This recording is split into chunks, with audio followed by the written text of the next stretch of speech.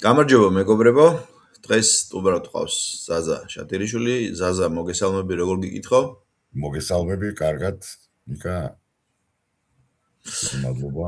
დღეს პატივცემულო მაყურებლებო, მეგობრებო, მსმენელებო, დღეს მე და ზაზას გსურს საუბარი ქრისტიანობაზე, როგორც ესეთზე.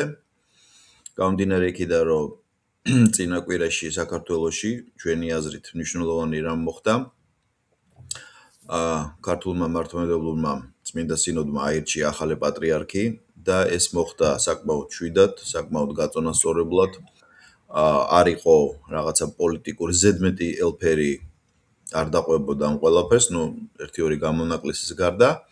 მოკლედ საქართველოს ყავს ახალი პატრიარქი და მე მოხარული ვარ და ჩვენ მოხარული ვართ ყველა საქართველოს შვილები, რომ იმ ზოგადად ქრისტიანულ კრიზისის ფონზე, რაც სოფლიოში ხდება, რაზეც ჩვენ ვისაუბრებთ, საქართველოში მოხდა ახალი პატრიარქის არჩევა და მე ვთვლი, რომ ილია მეორეს ყველაზე ღირსეული შთამომავალი იქნება საქართველოს საპატრიარქოს საჭედპრობელი, რაც ძალიან მახარებს და რაც შეეხება კრიზისს, ზუსტად ეხლა ამას გავუყვებით.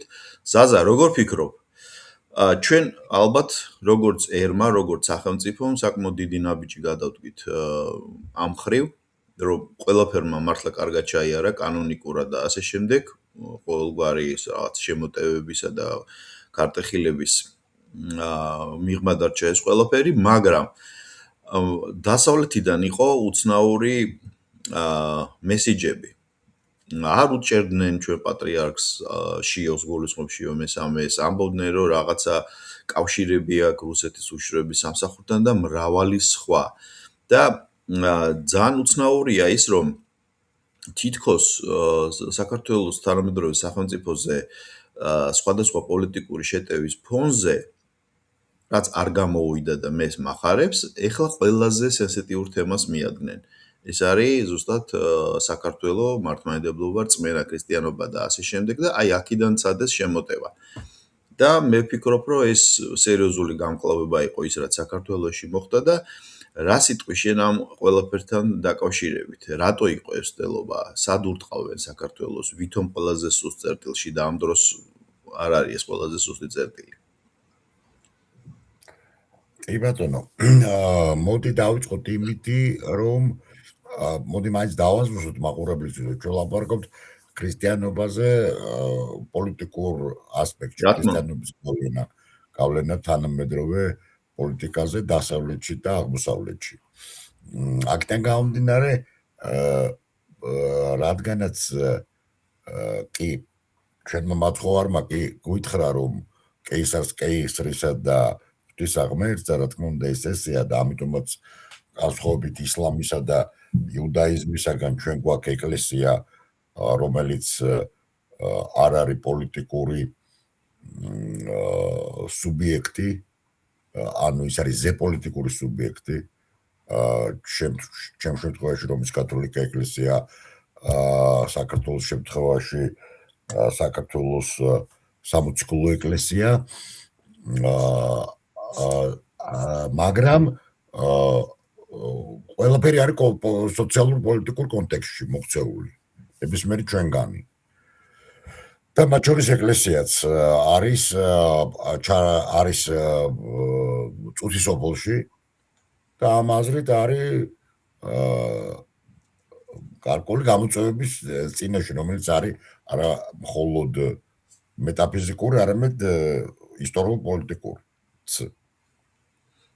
და ხშირ შემთხვევაში ისტორიულ-პოლიტიკურის უკან მეტაფიზიკური იმალება. თუ გამოდივართ იქიდან და ჩვენ მე და შენ გამოდივართ იქიდან, რომ არსებობს ღმერთი, ისტორიის მთავარი სუბიექტი არის ღმერთი, აქედან გამომდინარე და ამავე დროს ადამიანი თავისუფალია, ეს დიალექტიკა ღმერთის ყოვლისშემძლეობის ადამიანის თავისუფლების ქმნის ამ ისტორიულ ქრონოტოპოს გარემოს, რაც დაუშვათ ბერმა აღმოსავლურმა რელიგიამ არ იცის. სადაც წუთისოფელი და ხილული რეალობა არის ილუზია. ჩვენთვის ქრისტიანებისთვის ესე არ არის. აქედან გამომდინარე, მე შევიტყვი, რა თქმა უნდა, იყო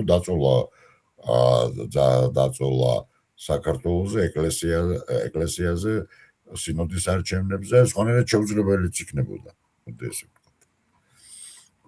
თან ახლა შეგაითვალისწინე ის რომ თანამედროვე დასავლეთი რომელიც არის აშკარად გაყოფილი ორ ნაწილად გლობალისტებად და ანტიგლობალისტებად როდესაც ანტიგლობალისტები პოზიციონირებენ როგორც ქრისტიანები ხო და რაც შენს გაკვირვებას იწვევს იმიტომ რომ პრინციპში ჩვენთვის აქ აღმოსავლეთში პრინციპში პროტესტანტიზმი ძალიან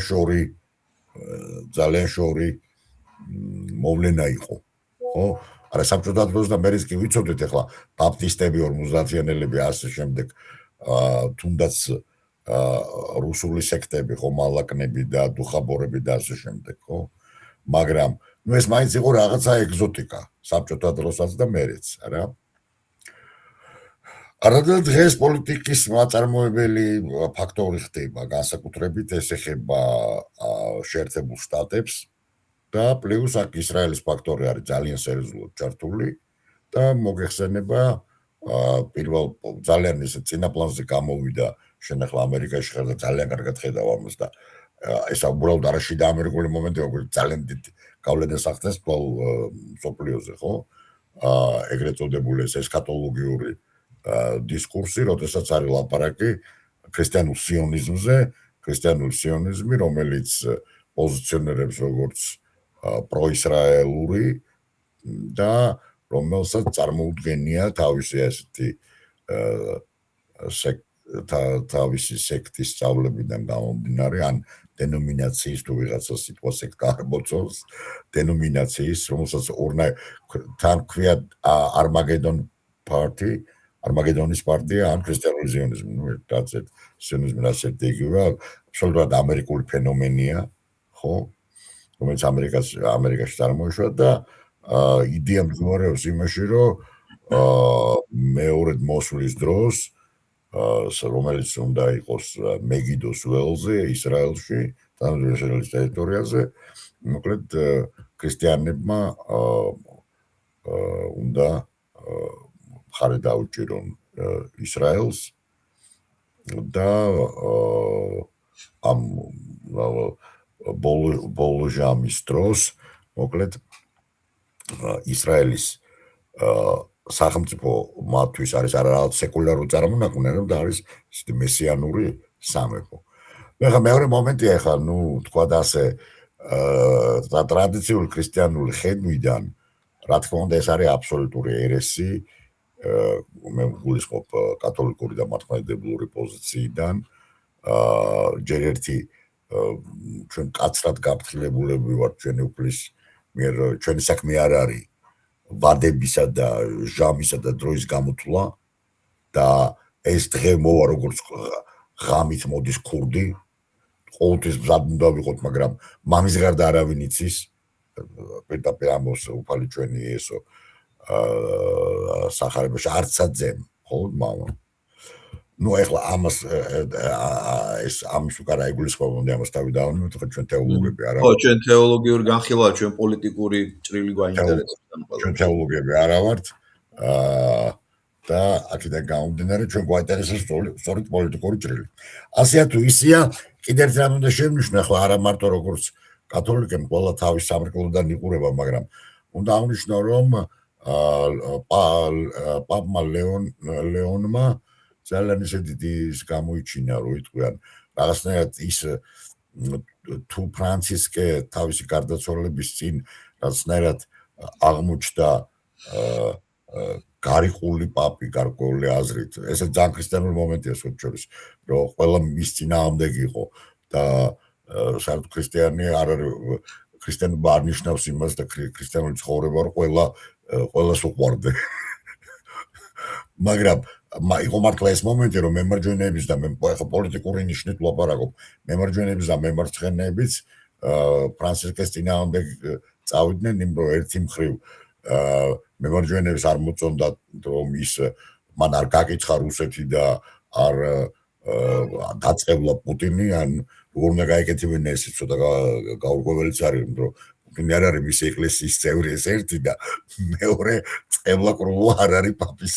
და საერთოდ ქრისტიანის საქმე ეს ერთი და მეორე მომენტი რაც ასევე არის ძალიან მნიშვნელოვანი რომ თავიდან როდესაც ეგონათ რომ ну აი რაღაცა ლამის LGBT პაპი და რაღაცა მოხდა სერიოზული სლივი როდესაც პაპი ძალიან იტალიურად ისე მოიხსენიებს ჰომოსექსუალებს ხა YouTube-ზე არ მინდა ისეთ პოდკასტ იმიტომ რომ შეიძლება დაგვაჯარი მომდა ან ეს სლენგი ბანი დაგვადონ ბანი დაგვადონ აი სკოლაში რომ ერთმანეთს უწოდებდით იმ სიტყვას გულისხმობ რომელიც გულისხმობდა არა ორიენტაციას იმდენად რამდენადაც რომ შენ ხარ ცუდი ადამიანი კნინოვის ფორმაში მოიხსენიებით რიზისკენი хороший человек და მოგლეს ასე მოიხსენია მაგრამ ეს ასე ვთქვათ კარდინალებთან და ეპისკოპოსებთან ერთად თქვა რომ კაცო არაკათი აღარ არის ამათგანო და ის სიტყვა იხმარა და მოხდა სლივი ანუ გამოიტანეს და მე არ ყოფილა ისეთი ლიბერალიც როგორც ეგონდათ მოკლედ განსხვავებით ამისაგან დღეს ლეონის პოზიცია პაპი ლეონის პოზიცია არის მე ესე ვიტყოდი ნუ იდეალური თუ შეიძლება ესე ითქვას მემარჯვენეებს მოწონთ რომ ის არის აბსოლუტურად რაციონალისტი და საკონ კანონს მიყვება და ბევრი ისეთი ცოტათი გაურკვეველი და ორჭოფული რამ რაც დაუშვა ფრანცისკემ ამან ძალიან მკაცრად თქვა რომ არავითარი blessings ჰომოსექსუალი წყვილების არავითარი ნუ ფრანცისკემ და ტუტი როდესაც ადამიანი მოდის მე ყველას ესე იგი სადგავარჩი როცა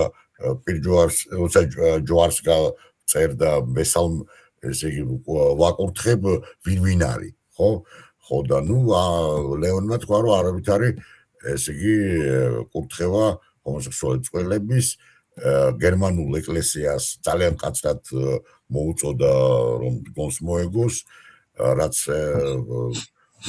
ფრანცისკე უფრო ლიბერალი იყო ნუ ერთი მხრივ მოკლედ ის ყვამინდა ორთოდოქსი კათოლიკეებისთვის ეს არის ნუ ძალიან კარგი ნიშნები რომ პაპი იცავს არა მარტო დოგმას და მოძღვრებას არამედ მოქმედებს როგორც მორალური მოძღვარი მორალის მოძღვარი მეორე მხრივ მემარცხენეები გიждდებიან იმაზე რომ ტრამპთან შევიდა დაპირისპირებაში და თან შევიდა დაპირისპირებაში აბსოლუტურად ლოგიკურად იმიტომ რომ ეკლესიის ვალდებულება არის მშვიდობა იქადაგოს აღმდგარი უფლის თავ პირველი სიტყვები არის მშვიდობა თქვენდა ხო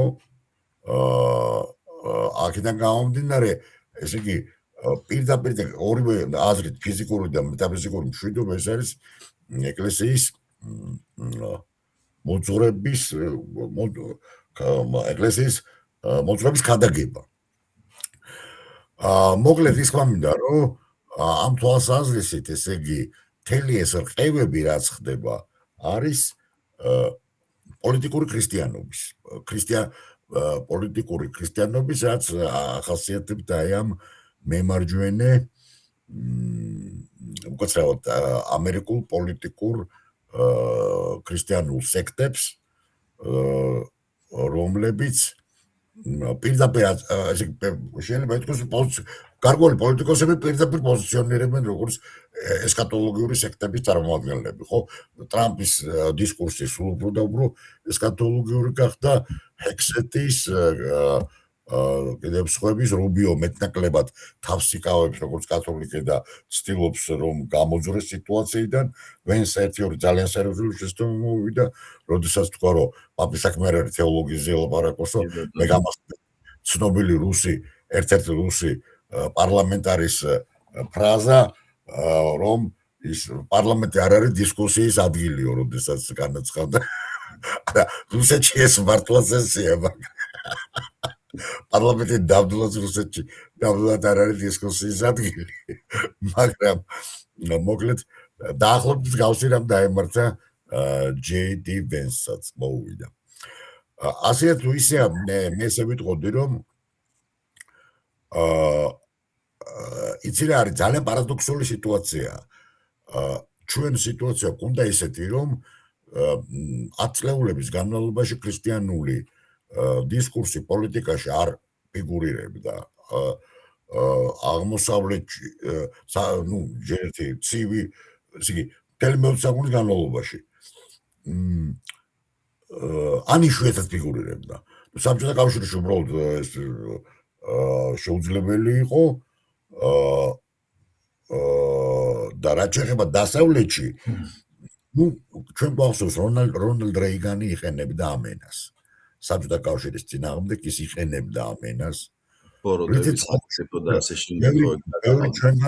ბევრი ჩვენგანი სწორედ ამან მოხიბლა და ჩვენ მაშინ ახალგაზრდები ვიყავით, შეერთებულ შტატებს მივიჩნევდით ქრისტიანულ ქვეყნად, რომ აი ჩერჩილიც კი, რომელიც ნამდვილად ვერ ვიტყვით, რომ ის ძალიან დიდი ქრისტიანობით გამოირჩეოდა, მაგრამ რაღაცა მომენტში, როდესაც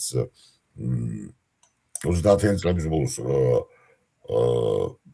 მეორე მსოფლიო ომის დაწყების წინ მან თქვა ჩვენი ქრისტიანული ცივილიზაცია, ქრისტიანული ცივილიზაციის აკვანი, რომელსაც ემუქრება ბარბაროსი მტერი და ახლა ისიც უნდა აღვნიშნოთ, რომ ადოლფ ჰიტლერი ნამდვილად პოზიციონერებდა როგორც ჩვევიათ ასეთ ტიპის პოლიტიკოსებს და დემაგოგებს. ჰიტლერი ძალიან ისე ლავირებდა, თუმცა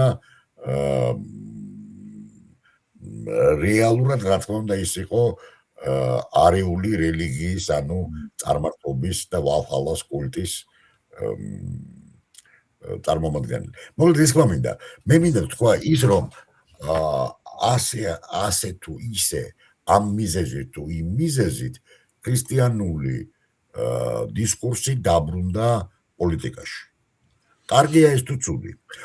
ჩვენ ვიცით, რომ ვლადიმერ პუტინი ხშირად მიმართავს ქრისტიანულ ესკატოლოგიურ დისკურსს. კი, თქვენ ამოწყდებით, ხოლო ჩვენ სამოთხეში მოხვდებით, ხო? მისი ფრაზაა. მაგრამ ეს პრინციპში შეიძლება ითქვას, რომ ეს არის ზოგად ქრისტიანული ფრაზა. კონკრეტული ვადები, კონკრეტული დროები, მეორად მოსვლა, მაშიახი, ამაზე პუტინი არ ლაპარაკობს და ამ თვალსაზრისით შეიძლება ვინმე საერთოდ ესეთი ინტერპრეტაციას გააკეთოს, რომ მან გამოიყენა ეს ზოგად ქრისტიანული რაღაც დისკურსი. მაშინ, როდესაც შეერთებული შტატებისა და ისრაელის პრემიერ-მინისტრის მხრიდან ხდება აპელირება ზუსტად ეს კონკრეტულ ვითარებებზე. მესამე ტაძარი, შენ გახსოვს ალბათ ჰექსეტის ცნობილი ფრაზა, რომელიც ცირკულირებს YouTube-ზე დღემდე, რომ მე არ ვიცი როდის, მაგრამ მესამე ტაძარი აშენდება. ხო? ეხლა ორთოდოქსული იუდაური პოზიციიდან, რა თქმა უნდა ეს ერესია. რომ ორთოდოქსი იუდეველი ელოდება მაშიახს. შენ კი არ უნდა მოახლოვო, შენ კი არ უნდა გააკეთო, მაშიახი უნდა მოვიდეს და მერე მოხდება რაც მოხდება. ანუ ორთოდოქსი იუდეველი არის მოლოდინში. ეს არის მისი თქვათ ასე, მაგრამ როგორც ქრისტიანობაში პროტესტანტიზმის სახით გვაქვს უამრავი დენომინაცია, რომელიც არის ერეტიკული, ესკატოლოგიური, რომელიც ცდილობს გააკეთოს ის, რაც წესით უფალმა უნდა გააკეთოს, ხო? არაფერი გასაკვირი არ არის, რომ იუდაურ სამყაროშიც არსებობს ესეთი ტიპის. მეორე მომენტი არის, მოდი ახლა ეს ცოტა გვერდზე გადავდოთ და რა ვქნათ, იცი, შემოვიტანოთ რაციონალისტური დისკურსი. იმიტომ ვიღაც ის რასაც ჩვენ ლაპარაკობთ, კი, ნამდვილად არის ფაქტორი, მაგრამ ეს ყველაფერი ხო, კაცო, ეს ყველაფერი ხო ტყუილია, ეს ყველაფერი ხო ამ ყველაფერს ხო იყენებენ ჩვეულებრივი ადამიანების დასაბანგად, დასაჰიპნოზებლად. აი რაციონალური მარცვლით თუ გინდა რაციონალური მარცვალი შემოვიტანო და შენ სწორედ აღნიშნე, იმიტომ რომ ჩვენ ასევე სწორედ აღნიშნე, ჩვენ თეოლოგიურ ჭრილში ამას არ განვიხილავთ, მაგრამ საუბარი რომ მართლა თეოლოგიისკენ არ წავიდეს და უბრალოდ ჩვეულებრივმა მაყურებელმა აღიქვას ეს ისე როგორც ჩვენ გვსურს. ზუსტად მე ჩვენი პატრიარქის არჩევას და მართლმადიდებლობას მე სახელმწიფოს პარალელურად განვიხილავ და არა განყენებულად. და მე ჩემი საქართველო ახლა მოზარდი რო იყო ჩვენ ერთი თაობა ვართ, ხო? ესე იგი ისტორიას როცა ვსწავლობდით, რელიგიის ისტორია ჩვენ გვასწავლიდა, მაგრამ ისტორიას როცა ვსწავლობდით, როცა საბჭოთა კავშირის დროს აღდგომაზე ეკლესიაში წასვლა ესე ხო რა ქვია, აკრძალული იყო და ის კონკავშირული აქტივი იდგა ხოლმე ეკლესიასთან, რომ შობაზე და აღდგომაზე იქ არ ყოფილიყავით, შენ კარგად გახსოვს ტელევიზიითაც კი პრადლიონკა ეგრეთ წოდებული იყო და რაღაც მუსიკალური და ბრუსლის და რაღაცებს აჩვენებდნენ ღამე, რომ ახალგაზრდობა არ წავსულიყავი და ჩემში ეს ჩაიბეჭდა როგორ იცი, რომ აი ქრისტიანობა მე სიმართლე გითხრა, სანამ სკოლას დავამთავრდი და რაღაც აი პლუს მინუს აი 18-19 წლამდე მეგონა რომ ქრისტიანობა იყო მხოლოდ ერთი სახი და ეს იყო მართლმადიდებლობა და ესეც იყო შერწყმული სახელმწიფოსთან, იმიტომ რომ ჩვენ ესე გავიზარდე და ესეც იყო რომ საქართველოს რამაც მოიტანა მე-20 საუკუნამდე, ნუ ჩვენი სკოლის დამთავრების პერიოდს გეუბნები და ეხლა უკვე ამას აბსოლუტურად ვავითარებ 21 საუკუნამდე, ეს იყო ჩვენი რწმენა. და რწმენა უბრალოდ ზოგადად განზოგადებულ ღმერთში კი არა, ან აბსოლუტში, ეს იყო კონკრეტული ქართული ეკლესია, რამაც მოიტანა. და აი ამ კუთხიდან თუ შევხედავთ, რომ საქართველოს განუყოფელი ქრისტიანობისგან მართლმადიდებლობისგან, ხო?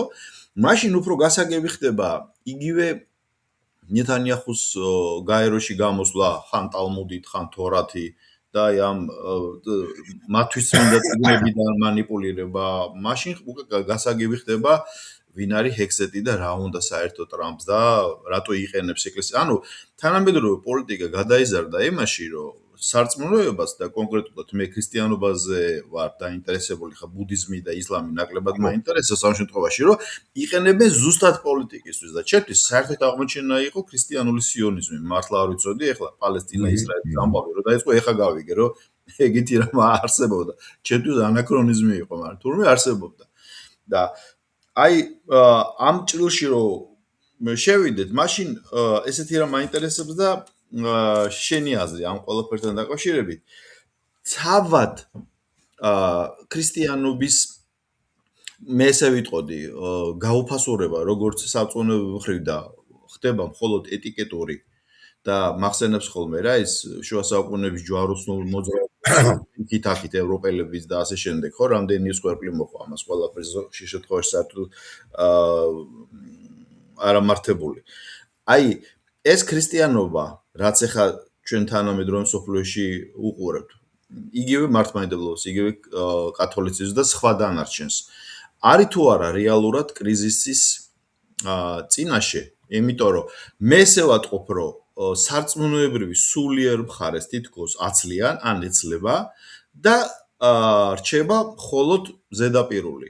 აი არ ვიცი, ამდენ მართებულად გამოვა, თითქოს პოლიტიკური პარტიის ის არის, რა ქვია, ზოგი პოლიტიკური პარტიის ეტიკეტი ან იერსახე ან რაღაცა და ამ შემთხვევაში შენ როგორ ფიქრობ, საბოლოო ჯამში ქრისტიანობა დაიცლება შიგთავსისგან და მხოლოდ გარემხარე? იცი რა არის, მე მგონი ცოტა უკან უნდა დავბრუნდეთ და ერთი რაღაცა უნდა ვაღვნიშნოთ, რომ ხო ეს დღეს რაც ხდება 2-3 წლის წინ ამას ვერავინ არ წარმოიდგენდა. აი გაიხსენე შენ 2022-2023 წლები. სად იყო ეს ქრისტიანული დისკურსი, სად იყო ეს ესქატოლოგია? აქ იყო აბსოლუტური, ესე იგი, იყო აგრესორი რუსეთი, იყო ევროკავშირი, რომელიც არის მექა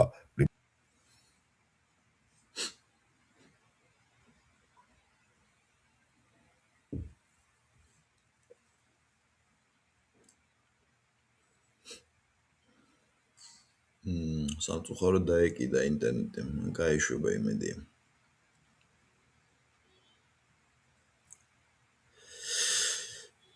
იმედია გაეშვება.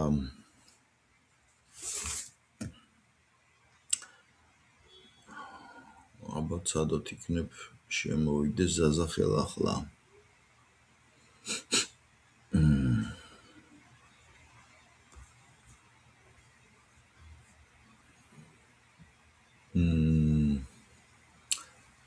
ბოდიშს გიხდით ამ ტექნიკური ხარვიზისთვის, ესე ხდება ხოლმე.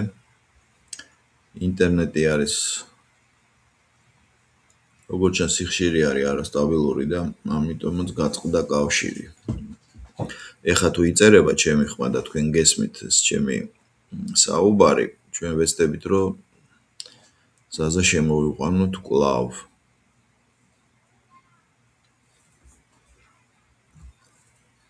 დაუბრუნდა თუ 2000 ტრამპის არჩევნების წინ მოკლედ.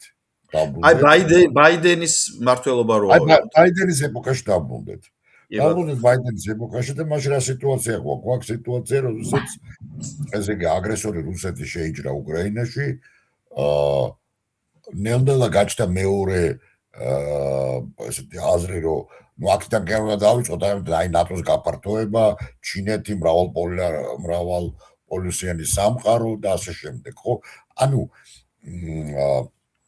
შეიძლება ითქვას, რომ ეს ყველაფერი, ეს ნარატივები, ესქატოლოგიური ნარატივები, მე ამას ქრისტიანობას არ დავარქმევ, ესქატოლოგიური ნარატივები გაჩნდა ბოლო პერიოდში, როდესაც დაიწყო ირან-ერაყის, უკაცრავად ირან-ისრაელ-ამერიკის ომი.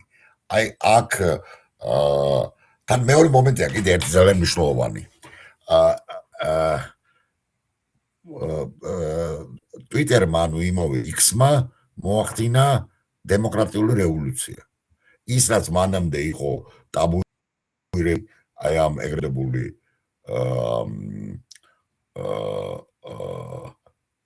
cancel culture სახით, ანუ ფაქტობრივად როდესაც ტაბუირებული იყო ლიბერალური პარადიგმის მიერ ფაქტობრივად ტაბუირებული იყო უამრავი რამ, ანუ ზოგის თვალსაზრისით თავისუფალი სიტყვა, ზოგის თვალსაზრისით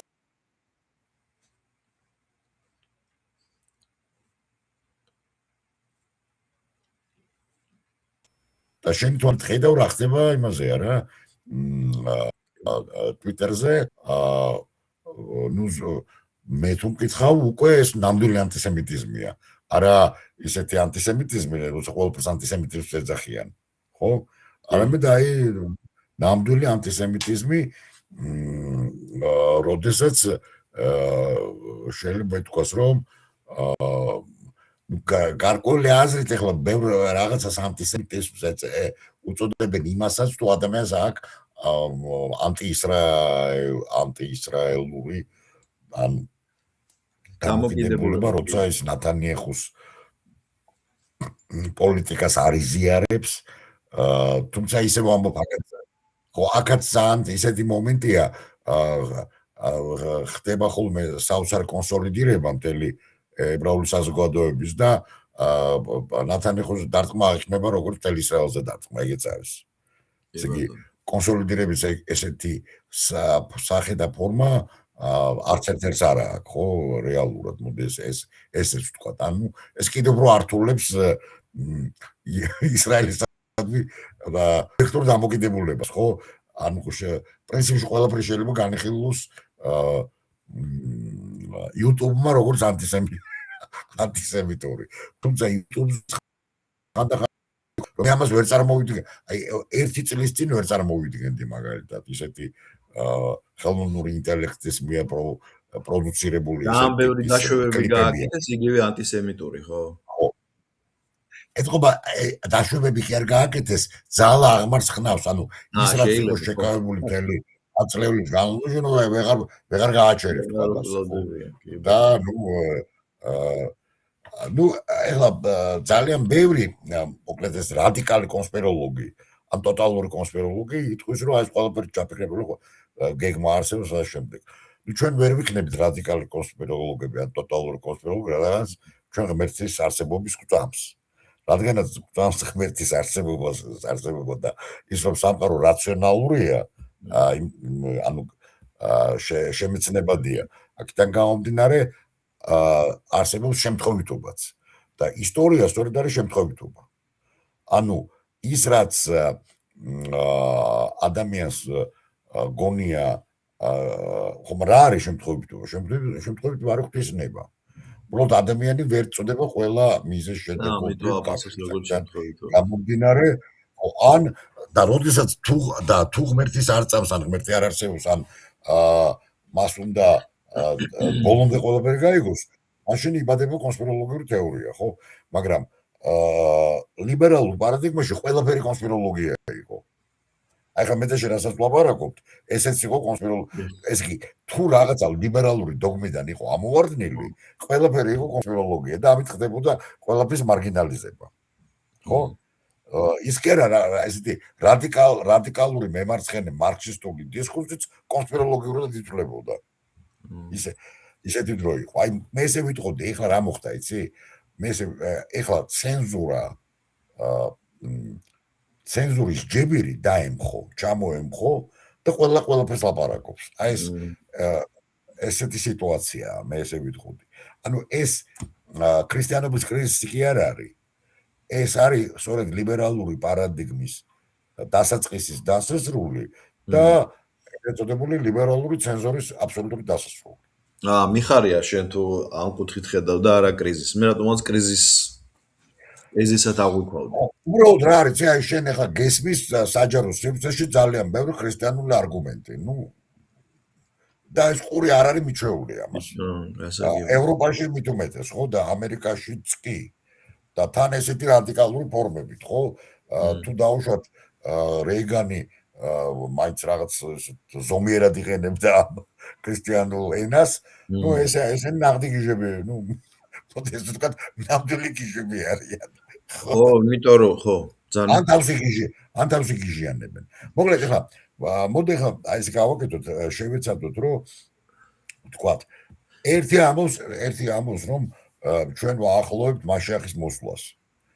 მაგრამ ხო და ყველაზე უცნაური ის არის, რატო თვლი რომ კრიზისია, რომ ამას ქრისტიანი ამბობს, ხვდები, რომ მოშიახის მოახლოვება უნდა. თორე ებრაელებს თავი დავარნებო, თავის ტორა და თავი. ესე ვთქვათ ახლა ნიკა მართლმადიდებლური და კათოლიკური პოზიციიდან ეს არის აბსოლუტური ერესი და უარესი სიტყვა შემიძლია გამოვიყენო.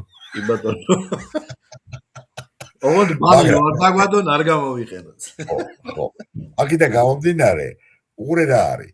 მაგრამ მე ხაუყურე, ბევრი ზოგერთი ექსპერტი და პოლიტოლოგი და უბრალოდ ჩვეულებრივი ადამიანი, რიგით როგორც ვართ მე და შენ არც ექსპერტები ვართ, არც პოლიტოლოგები ვართ. ვართ ჩვეულებრივი ადამიანები, კარგული, ვიღაცა ფილოსოფოსია, ვიღაცა ის არის, ვიღაცა ეს არის, მაგრამ ჩვენ არა ვართ ექსპერტები, ხო? ბევრი მათგანს მეაჩნია, რომ ეს არის ეგრეთ წოდებული ენა, რომელსაც იყენებენ ინტერესის დასაფარად. ინტერესი რა არის? ინტერესი არის ენერგეტიკული რესურსების მოპოვება, რესურსებისთვის ბრძოლა, რომელიც და სინამდვილეში ეს ეგრეთ წოდებული მესამე ტაძრისა და მაშიახის ნარატივის უკან იმალება რეალური ინტერესი დაეუფლონ სრუტეებს, ყურეებს, ლოჯისტიკურ ხაზებს და ასე შემდეგ. ანუ დაბლოკოს ხვის ნავთობი გაყიდონ საკუთარი და ასე შემდეგ, ხო? ანუ უყურე რა არის, ჩვენ ახლა ვართ ესეთი ძალიან საინტერესო სიტუაციაში ვართ. ლიბერალური პარადიგმის დროს შენ ფაქტობრივად იყენებდი ერთ სურათს, ისი მეშვეობითაც ხსნიდი რეალურ მოვლენებს.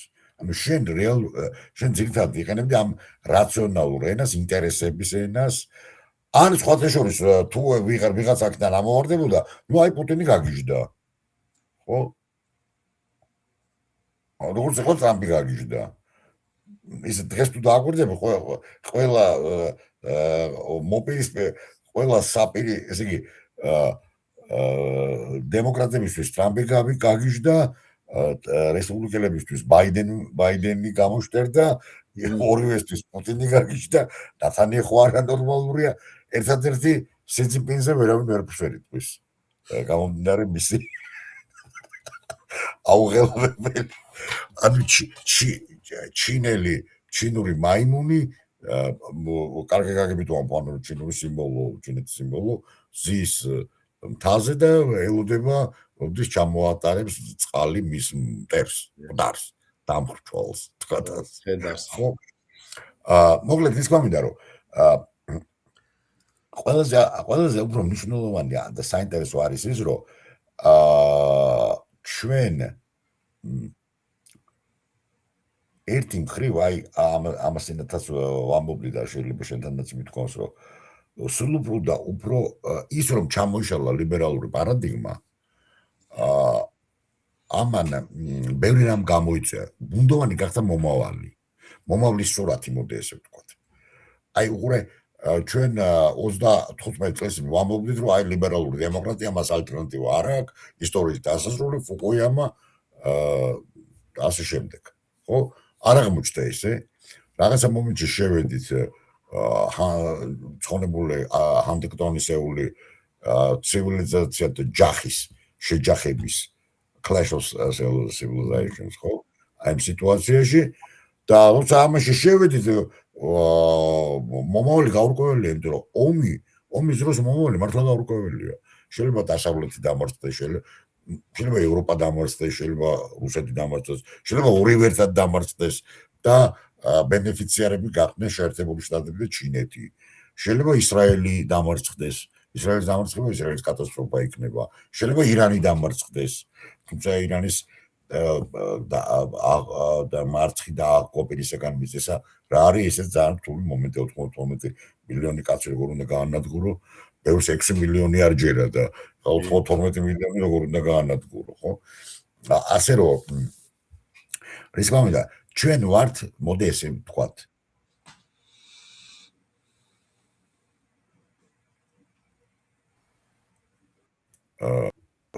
თემ თავის დროზე რომ ომი არის ყველაფრის мама და ბატონი ის განსაზღვრავს პოლემოტერკაი ბასილეუს ანტონ ყველაფრის мама და ყველაფრის მეფე ის განსაზღვრავს ვინ არის თავისუფალი ვინ არის მონა ვინ არის ღმერთი ვინ არის ადამიანი ანუ ონტოლოგიის პრინციპია გავიდა რამე საუკუნე გავიდა ამის მერე ესე იგი ტომას ჰობსმა დაახლოებით 20 საუკუნის მერე მე-17 საუკუნეში გაიმეორა ეს ფრაზა ოღონდ სხვანაირად რადგანაც მოვიდა სხვა დრო სუბიექტური რეფლექსიისა და ეგრეთ წოდებული საბაზრო კონიუნქტურის წარმოების მან თქვა ომი ყველას წინააღმდეგ და რაღაცნაირად უნდა გადავლახოთ ეს როგორ უნდა ახალი კონტაქტი სუვერენთან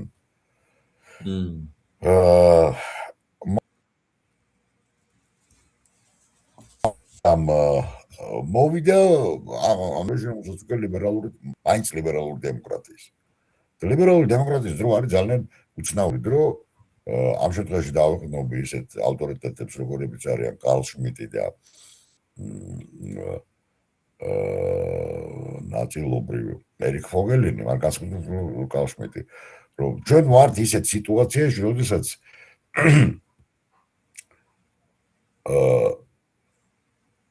არა ლეგიტიმური ომი გახდა არა ლეგიტიმური ეს კარლ შმიტმა შეამჩნია პირველი მსოფლიო ომის დროს როდესაც ვილჰელმ მეორე უნდათ გამოეცხადებინათ სამხედრო დამნაშავედ თუ ეს თუ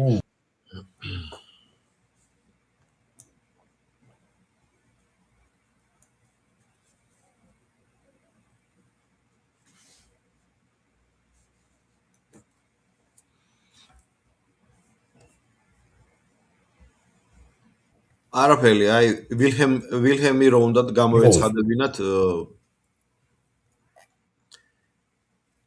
მოღალატეთ სადა ვართ აქ ვართ შენ საუბრობდი რომ ვილჰელმის გამოცხადება რო უნდათ წელობა რო იყო როგორც მოღალატეთ არა სად ვიყავ მეთქი შენ სად ნაწდა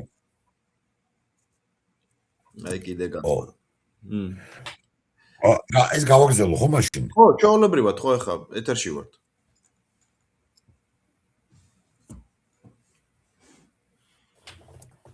ზაზა ეთერში ვართ. ისაუბრე. მოდი შემიხვა. ხო, კი, კარგი. აჰა. არა, შენი გამოსახულება გაჩერდა და იმიტომ ხო, ეს ანუ ინტერნეტია. ეთერში ვართ.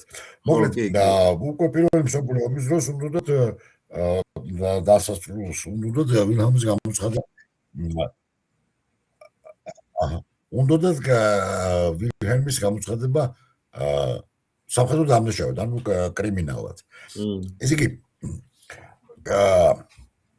ლიბერალურმა დემოკრატიამ და ნაციონალურმა სახელმწიფოებმა მოიტანა ის, რომ ომი გახდა არალეგიტიმური.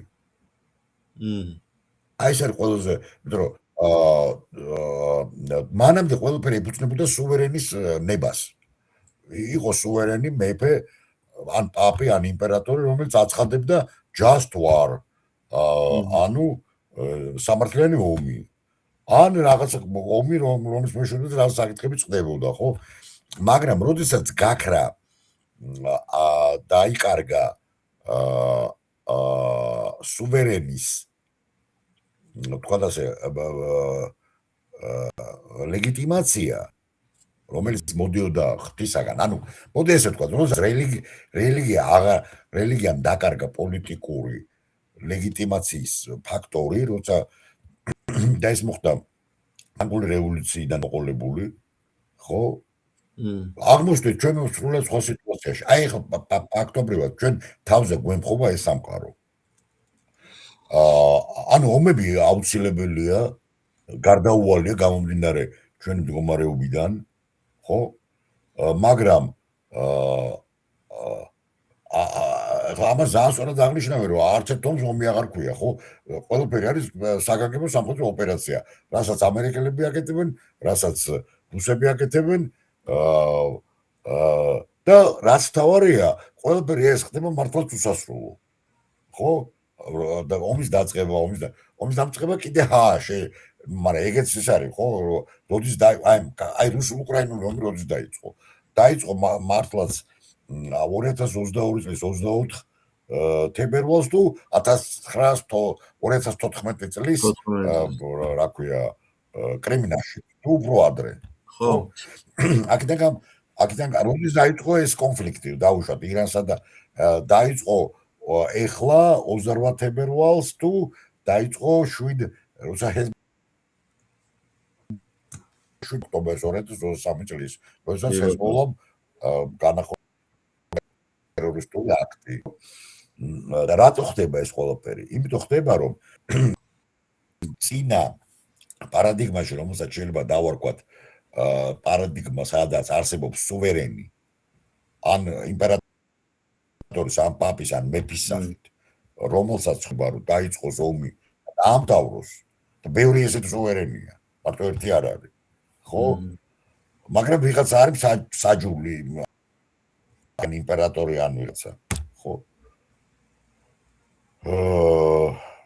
და ჩვენ თელი საქართველოს ისტორია იყო ამაში, ესე იგი, ჩვენ აღმოჩნდით ამ რესპუბლიკურ, ასე ვთქვათ, სეკულარულ სამყაროში 1917 წლის მერე. ანუ მთელი ჩვენი ისტორია არის რაცა ვისცა ღმერთმა მისეს დასჯერდეს და მას უბნოდეს, მუშაკობდეს, მეომარი გულოვნებდეს. ან კიდევ უფრო, რომელმან შექმნა სამყარო ძალით და მიძლიერით და ზეგარდმო არსულით და ყუნაზეცით მონებერით ჩვენ კაცს და მოგცე ქვეყანა გვაქვს უთვალავი ფერით, მისგან არის ყოვლი ხელმწიფე სახით და მისმიერით. ან პირდაპირ გვეუბნებიან, რომ ხელმწიფე გავს ღმერთს რითი თავისი სუვერენულობით. თუ ღმერთი არის მეტაფიზიკური და ყველაფერს ყოვლისამყოფელი, ომნიპოტენს, მისაზეთ აი ამ ტერიტორიაზე მეფე არის სახით და მისმიერით, მას გავს ჰომოიუსიოს. არა ჰომოუსიოს, ერთად არამედ გავს. მსგავსება, ხო? და მეფე ჩაანაცვლა ეკლესია და მეფე ჩაანაცვლა ხალხმა. ხალხი არის ლეგიტიმურობის წყარო. ხო და ჩვენთვის დღეს უკვე გაუგებარია ვინ არის ეს ხალხი, სად არის ეს ხალხი და რა არის საზოგადოებრივ ეს ხალხი, ხო? აქედან გამომდინარე იბადება კონსპიროლოგიური თეორიები. ხალხი კი არ მართავს. ვიღაცები ბლაბი, ოჯახები, ვენეციის რესპუბლიკა საჩვდილი და ასე შემდეგ, ხო? ჰამლეტის მამის აჩვდილი, ელვის პრესლის აჩვდილი, პოლიტიკური ელვის პრესლის, რომელსაც დღესაც ველოდებიან სხვადასხვა ქვეყნებში. მოკლედ ის მინდა რომ აი ეს სიტუაცია გვაქვს. გვაქვს სიტუაცია, როდესაც ლიბერალური დემოკრატია ფაქტობრივად ჩამოინგრა, მაგრამ აი ეს როგორც რომის იმპერიის გრევა გრძელდებოდა 100 წლეულების განმავლობაში და მე გადავიდა ჰარმონიულ ბჭყალებში, გადავიდა ხალხთა გადასახლების და ბნელი საუკუნეების 300 წლეულში, ჩვენ ახლა ვართ ამ სიტუაციაში. კი, შეიძლება შევადაროთ 30 წლიანი ნომს, მაგრამ მე ეს ყველაფერი მინდა შევადარო აი 300 წლიან პერიოდს. როდესაც დაინგრა იმპერიუმი, რომის იმპერია. და რომის იმპერიის დანგრევა არ იყო პატარა ამბავი. ეს ჩვენ აღმოსავლეთში არ გაგვიგია, იმიტომ აქ იყო აღმოსავლური იმპერია, იმპერიის აღმოსავლური ნაწილი, რომელსაც დღეს ბიზანტიას უწოდებთ. ჩვენც არ გაგვიგია. ის იქ მოხდა. იმ მიწაზე, რომელსაც დღეს ევროპა ქვია. მაშინ ჯერ კიდე იყო ეს სიტყვა. ბარბაროსები. რომლებიც დარბოდნენ სევით შიშულ ტიტულები და ატიოკებდნენ რომის იმპერიას. ხო და ამიტომ ვიძახე მე რომ ამბობ რომ არა ვარ ჩვენ ევროპელები ვიღაცას გონია რომ მე შეურაცხყოფას ვაყენებ ქართულ ხალხს. ჩვენ ევროპაზე ჩვენ ვართ ბერძნულ რომაული იმპერიის და კულტურის ნასხლეტი. ამ თქმა მინდა. დინარე ახლა მოვიდეთ და დაუბრუნდით იმას რა პრობლემა გვაქვს. აი ეს პრობლემაა. პრობლემა დღეს იმდენად აი იგივე შენასაც ამბობ ეს ესქატოლოგია ეს ყველაფერი რისი გამოხატულება იმის გამოხატულებაა რომ კი ბატონო გასაგებია რომ ყველაფრის უკან დგანან ფულის მჭრელები მასონები გროზენკროიცერები მაგრამ შენ ხო უნდა გქონდეს ლეგიტიმაცია აი ყურე გენიალურმა პუშკინმა ჩაგიგდა ეს მისი лекси эрстропиани всё моё сказал Булат всё куплю сказала Злата всё возьму сказал Булат ანუ ვიღაცა ყიდულობს და ვიღაცა ამ ნაკეთს ადგენდა და ხელს გამოგჭრეს და აი 90-იანი წები რა იყო ანუ ფული არცევს და ძალა და როგორც ერთი ცნობილი ფილმის პროტაგონისტი ამბობს რაშია ძალა ფულში არ თუ ძალა არის სამართლიანობაში გახსოვს მე ჯორჯის როელაპარაკნენ ციტატა არის ბალაბანოვის გენიალური ფილმიდან ბრატ 2 ამერიკანის შოუ სილა ბრატ 2 ხოდა ის გამიდა რომ მარტო ფული არ არის ყველაფერი რა თქმა უნდა არ არის იმიტომ რომ ფული შეიძლება ვიღაცა ძალით აიღოს ხო ანუ საჭიროა ლეგიტიმაცია კიდე მესამე რაღაცა არის საჭირო ლეგიტიმაცია და ლეგიტიმაციას სჭირდება მეტაფიზიკა აი რატომ არის უყურე ეხლა ღმერთი არსებობს თუ არ არსებობს ჩვენ ამას ვერ დავარწმუნოთ ადამიანს მაგრამ აი მესამე რაღაცა რომ ლეგიტიმაცია ამ პირველი ორს სჭირდება რაღაციდან ხო აი ამაზეა ლაპარაკი ან ღმერთი არსებობს ან ხალხი არსებობს ეხლა რა სიტუაციაში ვართ იცი არც ღმერთი არსებობს აღარც ხალხი არსებობს არა ნიჩიო нет აი როგორც ნიგაროის პერსონაჟი იტყოდა ხტები რამ ხელა მნიშვნელობა ის პატარა სახელმწიფო ხო და აი არის ომი აი მაგას ვამბობ არის ომი ყველასი დაამდეგ თუ არ არის ლეგიტიმაცია თუ მესამე ძალა არ არის აი თუ მესამე ძალა არ არის, მაშინ რა არის? ვიღაცა ყიდულობს, ვიღაცა ყიდის, ვიღაცა მოდის ართმევს, ართმევს. იმას ართმევს, სხვა იმას და ეს არის უსასრულო, ხო? ანუ მე ახლა ვიტყოდი, რომ ჩვენ რაც გავერეთ 90-იან წლებში, ახლა სამყარო შევიდა დიდ 90-იან წლებში.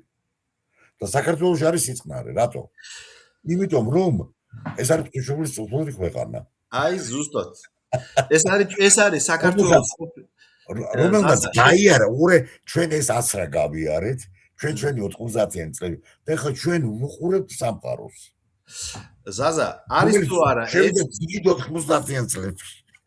აი არის თუ არა ზაზა ეს საქართველოს ყოფიერების მეტაფიზიკური ნაწილი. რაც მეტაფიზიკურ რა თქმა უნდა სულიერი. რა თქმა უნდა.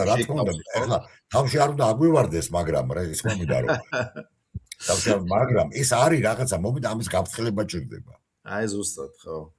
რატომაც ჩვენ ურე არის შეუცნობელნი არიან გზანი უფლისანი. აი გარშემო ესეთი რაღაცა ხდება. მე სხვათაშორისო ქართულად არ ვიცოდი როგორ იყო და რა კაია რომ მითხარი. სულ რუსულად ხმარობდი მაგ. ისპავეთი მუსიკასკოდი. შეუცნობელ არიან გზანი უფლისანი. ხო და ზაზა, აი წარმოიდგინე ესეთი რამ. ფაქტობრივად 3 მილიონი ნახევრიანი ქვეყანა უამრავი გამოწვევის გარშემო, ხილული თუ უხილავი მტრების გარშემო და 20-26-ია გარეთ და მოხდა ესეთი რამ და საქართველოს გადარჩენის კიდევ ერთი ნაბიჯი გადაიდგა. ახლა ვის მოწოს არ მოწოს მაგაზე არ არის ლაპარაკი და პოლიტიკური ვითარება იქ ოპოზიციური ნაწილი აკრიტიკებს ასე შემთხვევაში შეიძლება ხელისუფლებას მოწოდების სიმაღლეზე არ არის მსუბუქად თქვა და ასე შემდეგ, მაგრამ ფაქტობრივად საქართველოს გაიარა კიდე ერთი ბეწვის ხიდი და გადარჩა როგორც სახელმწიფო. ამას მნიშვნელობა არა გეოგრაფიულად, მე ვამბობ de facto რამხელა, ხვდები, იმიტომ რომ ყოფილა უფრო მომცროც. ანუ თუ საქართველოს გადარჩა როგორც სახელმწიფო და მას ქვია საქართველოს, მაგას გააჩნია პოტენციალი, რომ ეს გაიზარდოს კიდეც პოტენციურად. მიხვდი, ან შეივსოს, მოდი უკეთესი ნათქვამი იქნება. ყოველ შემთხვევაში იმ ფარგლებში რაშიც ჩვენ გსურს. კახურად არის შაიმსოს. შაიმსოს, კი ბატონო. და თუ საქართველოს წაადგა ღმერთის შეწევნით ის რაც მოხდა და საქართველოს ქვია და მართლმადიდებლური სახელმწიფო, ну მოდეს თქვა ქრისტიანული სახელმწიფო. აი წარმოიდგინე ჩვენ მსგავს რამეს ვერ ვხედავთ სხვა დანარჩენ სოფლიოში. სომხებსაც კი, რომელიც ქრისტიანები არიან და ესე თქვა შეკრული ერია, ხშირ შემთხვევაში ქართველებისგან განსხვავებით უფრო შეკრული ერია. იქაც კი კრიზისია შემეცნების. მე ესე ვატყობ, იმიტომ რომ ეხა იმ ხელისუფლების ვითარებაში რაც იქ არის, იქ სერიოზული დაპირისპირება და იქ უკვე არც იციან რა ხდება. და შენ წარმოგიდგენი ეხა ევროპაში რა ხდება? მიგამო, იცი რა არის, მოდი ესე ვთქვათ რა, არის ჩვენ რაღაც გავიარეთ უფრო ადრე. ჩვენთან პრინციპული რაღაცები დაინგრა 90-იან წლებში. ჩვენთან ლამის ერთადერთი ლამის ერთი ოჯახი დარჩა, თორე ლამის ყველა ინსტიტუცია დაინგრა, ჩამოინგრა. ეკლესია გადარჩა იმ პერიოდში მეტნაკლებად, ოჯახი გადარჩა და ნუ ბოლოს აი აქამდე მოვედით რაღაცნაირად. ისე ვამბობ, ეგეც სასწაულად მიმაჩნია, რომ აი იმიტომ ვეძებ აი ამ საკრალულ მუზეუმს და შენ გქონდა ჩაწერა ეს არის. ეს დაუშვა. ეხლა რეალურად რა ძალები გვაქვს? რეალურად რა ძალები არსებობს, ხო? როგორც ხედავ არსებობს კათოლიკე ეკლესია და პაპი, როგორც ფიგურა, როგორც მორალური ფიგურა, ესეთი მორალური ავტორიტეტი, რომელსაც მიმართავენ, ანუ ამძღავენ. მე აი 200 წელიწად რამე არ გამიგია, რომ ვიღაცას პაპის ლანძღვა დაიწყოს, ხო? ტრამპმა გააკეთა. პირველი იყო კი, ღია. ტრამპს მეფედ მიაჩნია. და ფაქტობრივად თვითონ ახდენს კიდევ უფრო განმტკიცებას, კიდევ უფრო კარგად გვიჩვენებს, რომ პაპი არის მორალური ავტორიტეტი. რომელიც ეუბნება, მე შენ კი არ გაიკამათები, მე ქრისტიანებას ვხადაგებ. და ეს амас აღიქვამს, როგორც такую личную неприязнь испытывает, что прямо кушать не может. ხო, ტრამპი. ხო და რატომ? იმიტომ რომ მას უნდა მეფობა, მაგრამ ვინ უნდა აკურთხოს, საიდან უნდა მიიღოს ეს ლეგიტიმაცია? შენ გაიტანე, ეკლესია არის გატანელი გარეთ, ხო? მით უმეტეს შენ პროტესტანტი ხარ. ვინ უნდა გაკურთხოს? ან პაპი აკურთხებდა, ხო, ბოლო ვისაც ეს თავში მოუვიდა, სხვა შორის იყო ნაპოლეონი. ხო, სურდა, ხო? ვინც ეს გააკეთა, იყო ნაპოლეონი. ნუ ნაპოლეონის გარდა არსებობდა ჰაბსბურგების გვირგვინი და ავსტრია-უნგრეთის იმპერია დაემხო 1917 წელს, ბოლო იმპერატორი იყო იმპერატორი კარლოსი, რომელიც გადადგა, წავიდა სხვა შორის შტეფან ცვაიგს თავის გენიალურ მოგონებებში ევროპელის გუშინდელი სამყარო, ანუ ევროპელის მოგონებები იქ არის, როგორ მიდის კარლოსი და მალ გარდაეცვალა სხვა შორის ჩვენმა ეკლესიამ ნეტარად შერაცხა კარლოსი იმიტომ რომ იმპერატორი მუდმივად მთელი ფრანციოსების გარდაცვალების მერე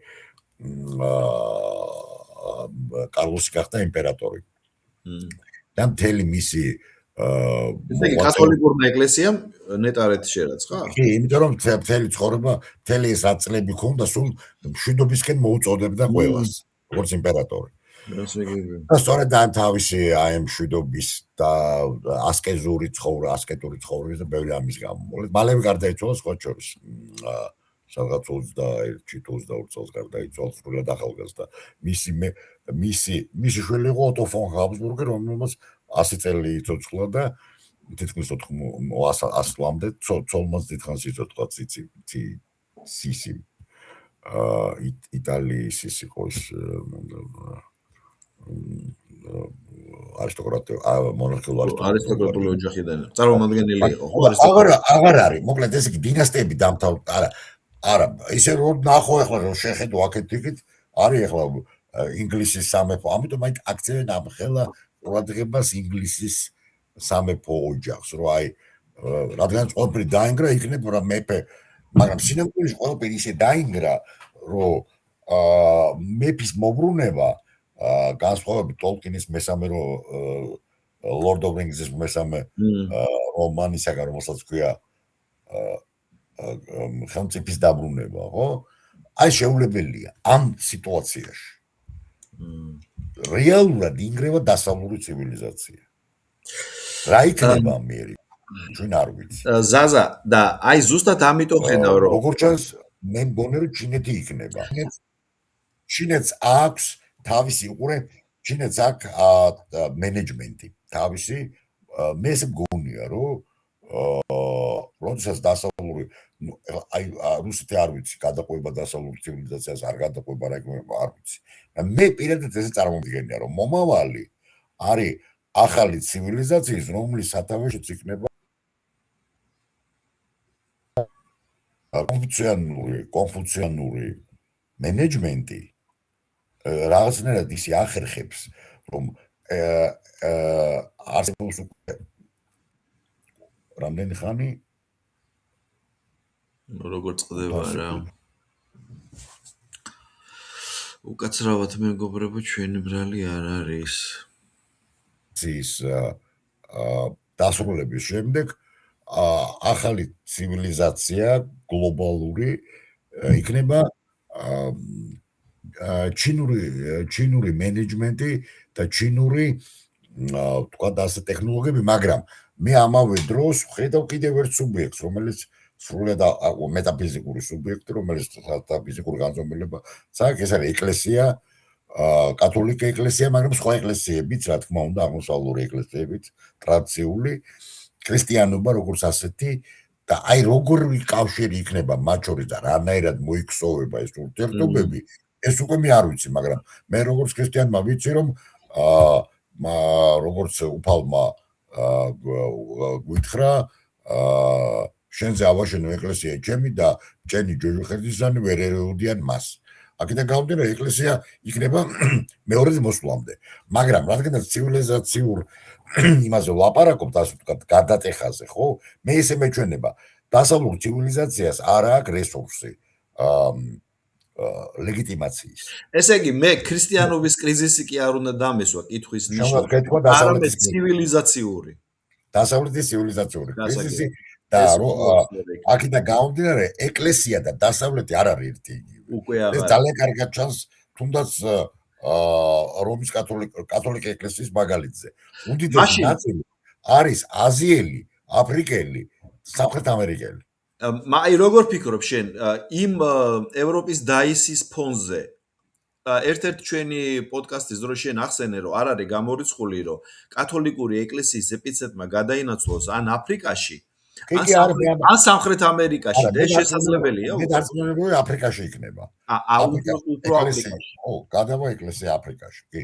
და მეცაც გეტყვი რომ ესე იგი ახალ ქრისტიანობა იქნება აფრიკული ქრისტიანობა, ზანგების ქრისტიანობა. ესე იგი უდიდესი ფორპოსტი ამ ცივილიზაციის იქნებიან აფრიკელი ზანგები. მაგრამ იქ იქნება წარმოდგენილი ძირითადად კათოლიკური ეკლესია, ხო? იმიტომ მართლმადიდებლური ანკლავი იქ არ არის, მე როგორც არის იქ კოპტური, არიან კიდე მართლმადიდებლური ვრცელდება, მაგრამ მე რას გეუბნები, მართლმადიდებლობა მაინც მეტნაკლებად არის დაკავშირებული ტრადიციებთან, ადგილობრივ ანუ ეთნიკური ნაწილია მართლმადიდებლობა, გარდა მაშინ კათოლიკური ეკლესია დგას პაპის ფიგურაზე, რომელიც არის რეპრეზენტატიული და რა მნიშვნელობა მის ამ აზრით, რა თქმა უნდა, პეტრეს მონაცვლე, როგორც რომის პაპი, არის ფიგურა, რომლის მნიშვნელობა კიდევ უფრო გაიზრდება. და განსაკუთრებით მაშინ, როცა ზანგი პაპი იქნება. და შეფიქრობ, რომ ეს რეალურია? აბსოლუტურად. ძალიან კარგი. ძალიან კარგი, რომ მე უბრალოდ შენ სწორი მიმართულება მომეცი, რომ ანუ ქრისტიანობის κρიზისი არ არის, ეს არის დასავლური ცივილიზაციური κρიზისი, რაც ქრისტიანობასთან ეს არის ევროპის დასასრული და ამერიკის დააპგრეიდება, თუმცა ჩვენ არ ვიცით და ამერიკის მატრიცაში რა შინაარსი ჩაიღრება, ანუ შინაარსი მეგულისხმობ დემოგრაფიულ შინაარსს, ლათინოსები, ზანგები, ქრისტიანი არაბები და ასე შემდეგ ევროპაში ჩაიღრება კიდევ უფრო მეტი არაბი აფრიკელი იქნება ევროპის გაერთიანებული საამიროები როგორც ჩანს. აქედან გამომდინარე პაპს გამოაგდებენ. პაპი იქნება განაში ან იმაში რა ქვია. ანუ ვატიკანის სიდიადე აღარ იქნება ესე გამო. არა აქ ამას მნიშვნელობა. ვლადიმერ სალავიოვის არა რუდოლფოვიჩის არამედ ძველი ვლადიმერ სალავიოვის წინასწარმეტყველებით მაგალითად პაპი არის გაგდებული რომიდან და ოღონდ იქ არის პეტერბურგში და აკრძალული აქვს პროზელიტიზმი გადაგება. და რუსები ინახავენ პაპს. რუსები ინახავენ. მე არ ვიცი ახლა რუსეთის მოვალ, მაგრამ ყოველ შემთხვევაში მე ნამდვილად ხედავ იმას, რომ აფრიკა ნამდვილად არის ფორპოსტი საოცარი სისწრაფით ვრცელდება იქ კათოლიციზმი, ასე რომ დემოგრაფია ყველაფერი გადასარევად არის, ასე შემდეგ და ხო, აფრიკელები უკვე ქრისტიანობას და კათოლიციზმს თვლიან თავიანთ რელიგიად და ევროპელებს ებრძვიან როგორც ერეტიკოსებს. ეს ჩვენი რელიგია არისო. ახლა გადახედავ, ხო უკვე საკმაოდ ბევრი კარდინალი შავია და შეწარმოდგინე 25 წლის მერე რა იქნება. თლიანად გადაშავდება. ესა ჩვენი ევროპის დაისი. როგორც ბენედიქტე მე-16-ემ იოზეფ რაცინგერმა გარდაცვლილმა თავის დროზე უთხრა შვეიცარიელ ეპისკოპოსებს უთხრა თქვენ ღმერთს ამ სახარების ფრაზე გაემეორა ღმერთს ამ ქვებისგან შეუძლია აბრაამის შვილების შექმნაო თქვენ წააგერწმევათო და აფრიკას მიეცემაო და იმდენად პოპულარული იყო აფრიკაში ევროპაში საშინლად არაპოპულარული იყო რაცინგერი აფრიკაში ეძახდნენ ბენედიქტე აფრიკელი რომ აფრიკას უწოდა მომავლის კონტინენტი. იმედის კონტინენტი. ქრისტიანული იმედის კონტინენტი უწოდა აფრიკას. კიდე შორეულ 2007 წელს, 7-8 წელს აი დაახლოებით. 20 წლის წინ. 20 წლის წინ წარმოგიდგენია. ზაზა და მე ვთვლი რომ კიდე ერთი გამოწვევა გარდა სხვა დანარჩენისა ჩვენს ეკლესიას ჩვენს როგორ მართლმადიდებლურსაც კათოლიკურსაც მე ვამბობ კანონიკურს ქრისტიანობას აქ ხელოვნური ინტელექტის სახით და ეს მართლა მადარდებს სუბუქად ნათქვამია მართლა მაშინებს, იმიტომ რომ რაც ახლა მედიაში ხდება ხელოვნური ინტელექტი ეს წარმოუდგენელი ლამია.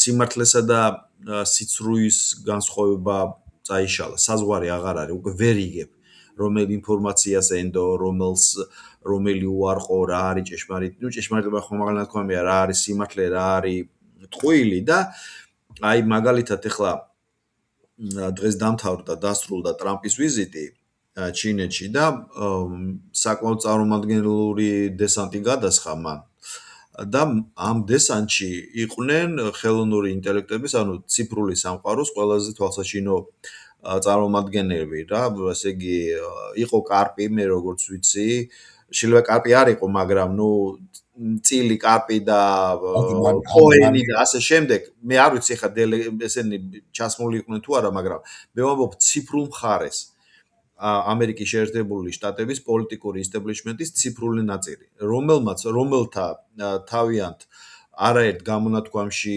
ნაშრომში უწერიათ, რომ ნუ წილს განსაკუთრები და შენ ეს არაერთხელ გაგიხილა სხვადასხვა პლატფორმებზე თავისებული დოქტრინა მეორად მოსვლის ქრისტიანული რაღაცა პარადიგმიდან გამომდინარე და ასე შემდეგ და აი შენ როგორ ყველაზე უცნაური იყო მართლმადიდებლური გამოიყენა. ხო და შენ როგორ ფიქრობ? აი ეს არის თუ არა გამოწვევა ქრისტიანობის მიმართ? მე პირიქით მიმაჩნია, რომ საერთოდ ხელოვნური ინტელექტი ძალიან კარგად უჩვენებს განსხვავებას კულტურასა და სულიერებას შორის. სულიერება ნიშნავს ლოცვას, ლიტურგიას, გადაგებას, წვეტით ცხოვრებას, ბერმონაზნობას. კულტურა ნიშნავს სხვადასხვა სიტუაციების სხვადასხვა რაღაცას. ხშირ შემთხვევაში ეს არის კუმულაციური ცოდნა. კუმულაციური ცოდნა, რომელიც გულისხმობს ცოდნის და ტექნოლოგიების პროგრესს. აი ამისთვის მართლაც სერიოზულ გამოწვევას წარმოადგენს ხელოვნური ინტელექტი.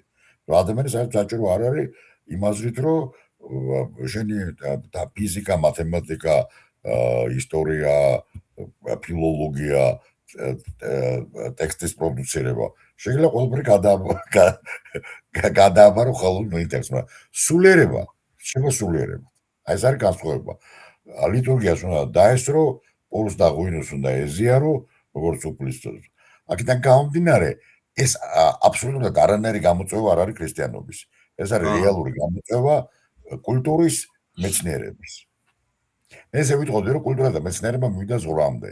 ანუ ამას უკვე ადამიანი არ ჭირდება, ავტომატურადაც შეიძლება გააკეთო. ჟაკ დერიდას იყო ესეთი ფილოსოფოსი მე-20 საუკუნის მეორე ნახევარში. ჰქონდა ეგეთი კონცეფტი, ტექსტი, რომლის გარშემოც არაფერი არ არის და ტექსტში არის ყველაფერი. აი ეს ხელოვნური ინტელექტი ეს არის დერიდას ტექსტი, რომლის გარშემოც არაფერი არ არის და რომელსაც შეუძლია ყველაფრის პროდუცირება, რომელშიც არის ყველანაირი ალგორითმი. მაგრამ გარეთ არის სულიერება, გარეთ არის ადამიანი, გარეთ არის ღმერთი. აქედან გამომდინარე, მე შევიტყოდი, რომ ხელოვნური ინტელექტი ამ ყველაფერთან ერთად ეს არის რა თქმა უნდა დასავლური ცივილიზაციას ამთავრებს ეხლა სამი რამ. ეს 500 წლიანი ომი, რომელიც მიმდინარეობს რუსეთსა და ევროპას შორის, ხელოვნური ინტელექტი და ეპშტაინის კუნძული. ეს სამი რამ არის დასავლური ცივილიზაციის დასასრულის გამოხატულება. გასაგებია. ესე იგი ციფრული ტექნოლოგიები და ციფრი ეს არ არის ტრანსფორმაცია საზოგადოების, ეს პირიქით დასასრულია, ანუ ეს ადაპტაციას კი არ დასავლეთის პირობა ჩინეთს შეუძლია ამისი ადაპტირება თავისი მრავალსაუკუნოვანი მენეჯმენტის მიერ, იმიტომ რომ ჩინური ცივილიზაცია დგას ცვლილებებზე. ცვლილებებზე? კი, მათი მთავარი წიგნი არის იძინი, ცვლილებათა წიგნი. ანუ მათთვის მარადიული არის ცვლილებები. დასავლური ცივილიზაცია იდგა ქრისტიანობაზე. როდესაც ქრისტიანობაზე უარი თქვა, ის დაბრუნდა ბარბაროსობის მდგომარეობაში. და ახლა ამ ბარბაროს ხელში იატაგანი ეჭერება თუ ხელოვნური ინტელექტი დიდ მნიშვნელობა არ აქვს.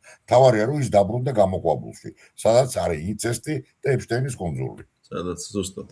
საიდანაც დაიწყო იქ დამთავრდა. მე კიდე რატომაც საშიშროებას ვხედავდი, მაგრამ საშიშროება არის, მაგრამ არის დასავლური კულტურის არა, ეს არანაირი საშიშროება, ახლა მე ველოდები რომ გამოჩნდება კათოლიკური ხელოვნური ინტელექტი, იოზეფ რატცინგერი, რომელსაც ჩემი საყვარელი პაპი და ფილოსოფოსი, თეოლოგი ბენედიქტე XVI. კარგია რომ დაამატე, რომ ხუმრობ, თორე შეიძლება პეპს სერიოზულად აღიქვა. ხო, ძალიან კარგი. გასაგებია, შვენიერი.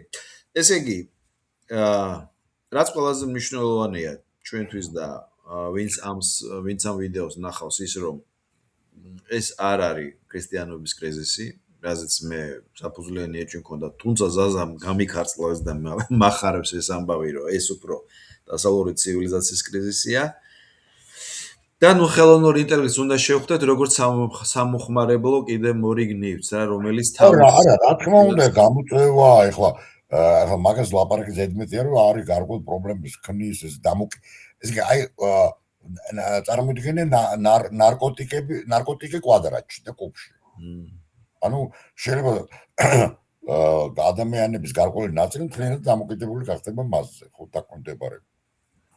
იმიტომ ხელოვნური ინტელექტი არის ინდივიდუალურ დონეზე თუ განვიხილავთ, თითოეული ჩვენგანი სარკე. რასაც რაც ვინც ჩაიხედება, ისეთი იქნება. ადამიანი რომელსაც აქვს დაბალი ნებელ, მაგრამ ნუ ესე იგი ეს არის გარკვეული ფაქტორი, ისე ვიმეორებ, ეს არის ცოდნის კუმულაცია მივიდა ბოლომდე. ანუ ადამიანის გარეშე შეიძლება მისი წარმოება. ანუ მაგალითად, აი ეს მაგალითად გავიღოთ, ხო? როდესაც მე ვიყავი მეხუთე კურსზე, მისმა კორტეზიანმა ცხონებმა დაგვავალა სიხშირის ლექსიკონის შედგენა. მე შემკვდა ბერძნულად ილიადას თავი აქილევსის იმაზე, რა ქვია, ფარზე. და ნუ ერთი კვირა ვაკეთებდი ახლა, ფუცლებზე უნდა ამოგეწერა ყველა სიტყვას და 2001 წელს ამ კომპიუტერი ამას აკეთებდა 5 წუთში. და ხელოვნური ინტელექტი და დიპლომს დაგიწერს უკვე და დისერტაციას. აი, მაგრამ ლოცვა ისევ საჭიროა, ლიტურგია ისევ საჭიროა, სულიერება ისევ საჭიროა და მთავარი მომენტი არის ის, რომ შინაგანი მისტიციზმი მდუმარების ენაზეა დაწერილი. და როგორც იტყოდა ფიოდორ ტუჩევი, мысль изречённая есть ложь. აქედან გამომდინარე, ტექსტ გარეთ, ანუ ნეტარაგუსტინს აქვს. ღმერთო, შენ კი ხარ ჩემში, მაგრამ მე ვარ შენს გარეთო. ადამიანი, რომელიც არის გარეთ, ის არის ხელოვნური ინტელექტი. ამაზრით, ადამიანი 64-ის მერე სულ ხელოვნური ინტელექტი ცხოვრობს, სოციოლოგიაში. და შენ ჩვენი საუბრის დასასრულისკენ მივდივართ უკვე და იმიტომ რომ ძირითადი თემები რაზეც სურდა საუბარი შენივრად განმარტე ეს და ეხლა რო ახსენე გამახსენდა მე და შენთვის საპატივცემულო სერგეი პერესლეგინი და მან თქვა ბოლო ვიდეოში თქვა გენიალური რამ და რა კარგად აღნიშნე შენც რა რომ ხელოვნური ინტელექტის მომხმარებელიც საჭიროა რომ იყოს ესე თქვა განათლებული რომ იმ ხელოვნურ ინტელექტს მიეცეს გასაკანი და სამწუხაროდ განათლებისა და შემეცნების დონე იმდენად დაბალია რომ ხელოვნურ ინტელექტს არ აქვს მომავალი ანუ ეს იქნება რაღაც აფექტური და შემდეგ დაეშვება რა აი მე როგორც წარმომიდგენია იცი აი იმდენად არა ქინძაძა სადაც ეკოლოგია ბუნება აღარ არსებობს და არის მაგია და აქეთ ფრენა შეუძლია და საერთოდ ბუნებისგან არაფერი არ დარჩენილი და მაგიისა და ტექნოლოგიების არამედ მე უფრო როგორ წარმომიდგენია იცი უფრო ისეთი ანტიუტოპია როდესაც ეს გდია სადღაც ეს ხელოვნური ინტელექტი და არიცია როგორ ჩართონ ფაქტობრივად ეკვა რა პერესლეგინმა ხო შექმნილია, მაგრამ ვერ ხმარობენ რა. რო ჩარცონ ხო და კი, მაგრამ აი შტეფსელი არ არის რა. რაღაცა ჭირდება. ღილაკის ჩამრთველი ჭირდება რა. აი წარმოიდგინე ის გახსოვს ეს ანეკდოტი საბჭოთა პერიოდის ნარკომანი რო ჯოჯოხეთში რო ხდება და შედის და აუსო პლანი აწყვია და რაღაცა და უამრავი და ტიპები არის ჩამხლულები არიან და ეს ადგება შეახვევს, გაახვევს, უნდა მოუკიდოს და მომიკიდესო და მოკიდება რო შეგვიძლია ჯოჯოხი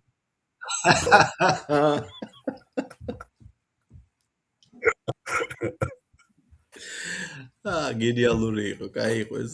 არ მახსოვდა ეგ, მაგრამ ნუ მაგარი იყო. აი მაგ დღეშია მოკლედ ჩვენი თამამად შეიძლება ითქვას დასავლური ცივილიზაცია. ზაზა, უდიდესი მადლობა ამ საინტერესო საუბრისთვის.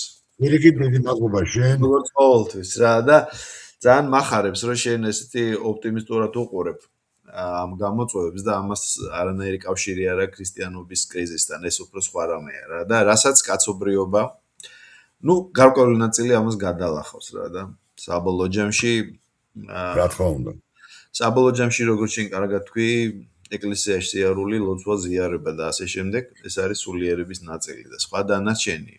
პუცი გასპოდინს. ხო და პუცი გასპოდინი ისპავეძი საბოლოო ჯამში მაინც ესეა რა.